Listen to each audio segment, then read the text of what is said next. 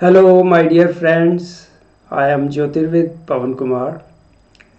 Friends, this is not the first time that the world is passing through a very bad time. It has occurred many times before in history due to different reasons like epidemics, wars, natural calamities.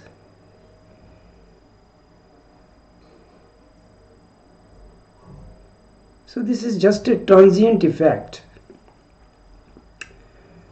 During this time, people need to look inward because all the negativities, all the negative things happening in this world are a result of negative collective thoughts of all humans. The divine forces which have created this world and are maintaining, they never want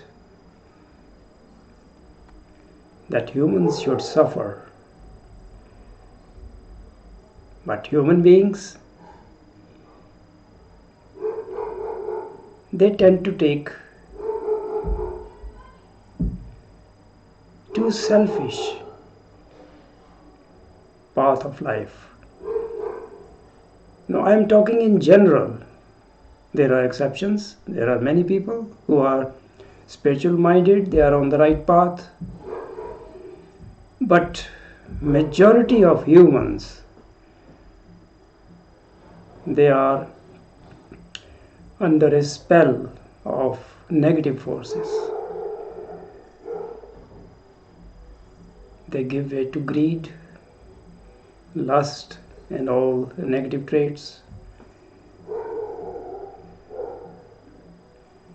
And it forms a cloud of collective negative thoughts which gives support to those who utilize negative means of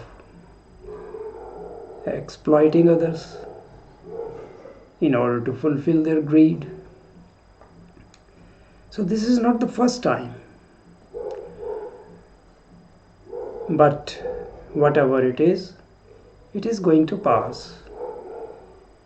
In this time, all humans must pay attention to not only their safety but safety of others. They must obey what their governments are expecting from them, and also I would say that the governments, those who are governing people, they have responsibility of taking care of people, taking care of the citizens who have elected them. Timely action is required. If action is not taken in time in such situations, then a lot of people will suffer. Now, this is just one aspect, transitory aspect of what is happening. Let us look at the larger picture. The larger picture, the plans of the supreme power which has created all of us. There is a larger picture, and we need to give attention to that also.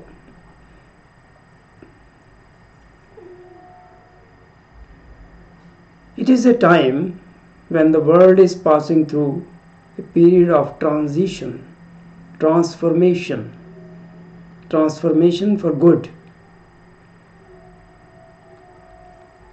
And the period of transformation is always slightly rough. But if people have patience, tolerance, and they do the right things, then the time shall pass and humans will breathe in a much better world.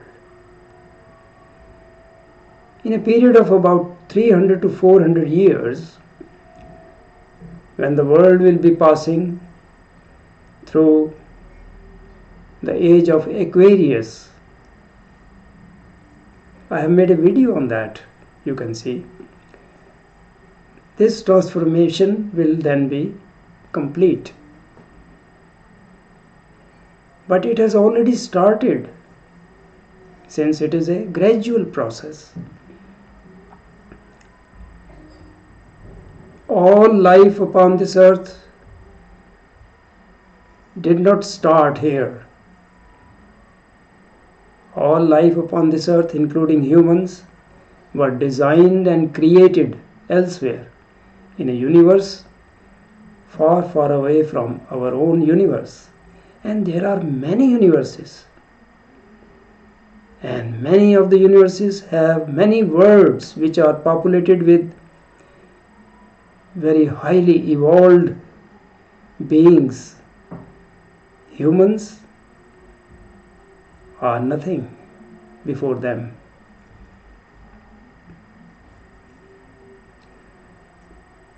The aliens which come in their UFOs, they are in fact the gardeners of all life upon this earth. They have created life and planted here. So they are concerned. So they keep visiting here. Although people have very false views about them, but they are the gardeners of life upon earth.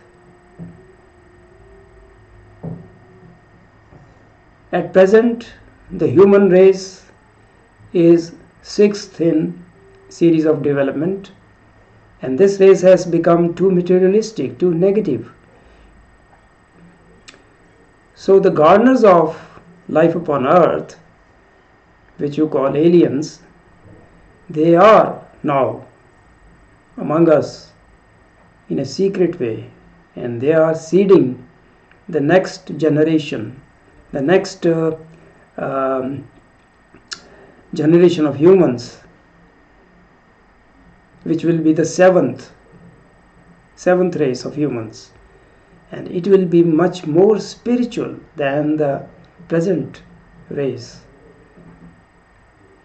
People will be more peace loving. They will forget about wars, and they will be more spiritual. They will love peace and harmony.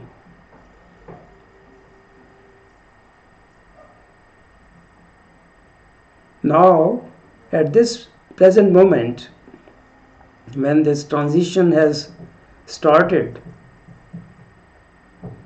what is our duty? Our duty is to prepare us through spiritual study and by keeping our mind open so that we are receptive to receiving higher, rare knowledge which will liberate us. See, logic and reason works only in material aspects of life, worldly aspects. All those people who are very proud of their scientific thought, they are unable to understand the spiritual phenomena because reason and logic doesn't work beyond the confines of this limited physical world. How can reason define that there can be something which has no beginning and no end? When we talk about God, they say if there is a God, who created the God? Well, with this limited awareness what humans have, they are unable to grasp that there can be something which has no beginning and no end. We all are eternal in our true sense. Our real form, which you call overself, with which each human will unite ultimately, is eternal. At death, death only comes to this physical body. After death of this physical body, there are two subtle bodies, astral body and causal body, and both are attached to our overself or soul. So after death of this physical body, the remaining entity of astral body, causal body attached to the soul leaves this physical world and enters the astral plane of existence. Upon that plane of existence, our astral body becomes our physical body. So there is life. Death is just a transition from one phase to another. And there are many dimensions. As we evolve, we move on to higher and higher dimensions. Now all those people who who are very proud that they have scientific thinking and they want proof of all spiritual phenomena. How can you prove something outside of something which doesn't belong to this world? You can have more than proof, but inside you, when you go deep in meditation, you rise to the superconscious state of mind where you can grasp all the spiritual phenomena, but you cannot prove to others. It is nothing physical, doesn't belong to this world. So my dear friends, this time of transition requires that we all develop ourselves, keep our mind open, receptive, so that we learn. At present, humans have concrete mind which is blocked due to materialistic thought, needs to be opened. And there are various ways in yoga, through pranayama, breathing and mind, they are interrelated. So until your mind is at rest and it is fine-tuned, it is unable to understand, unable to grasp the subtle spiritual concepts, and then unable to experience through meditation.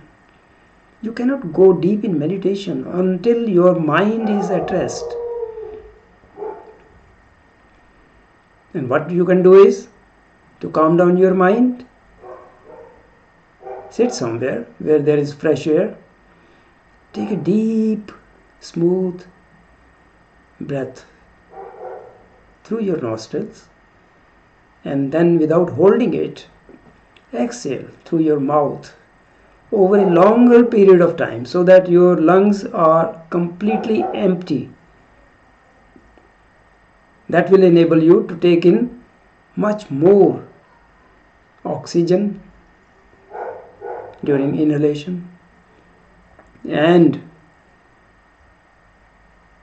although scientists don't believe, along with oxygen you also inhale a subtle energy called prana. So that will help you. When you have excess of prana, that will help you to grasp the subtle concepts. So take a deep breath like I will demonstrate.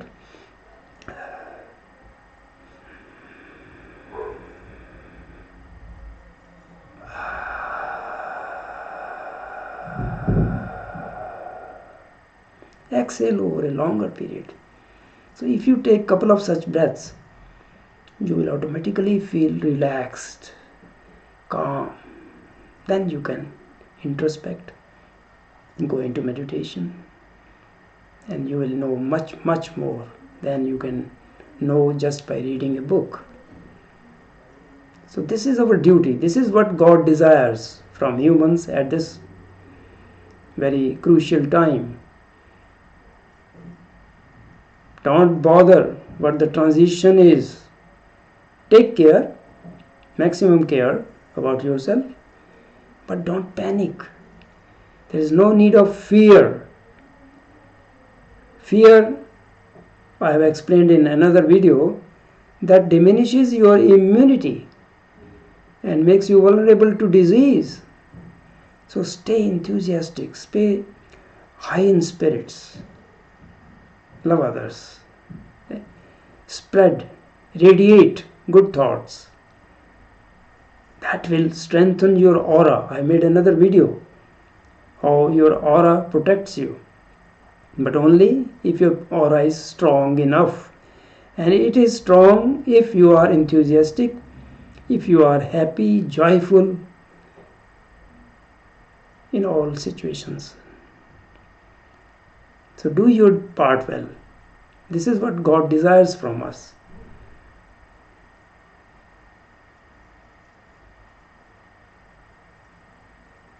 So my dear friends, I hope I have conveyed a very essential, very important message which the divine forces want you to listen to, pay attention to, and do your part well. If you have any questions regarding this video, you are most welcome. I welcome all your comments. Thank you for watching.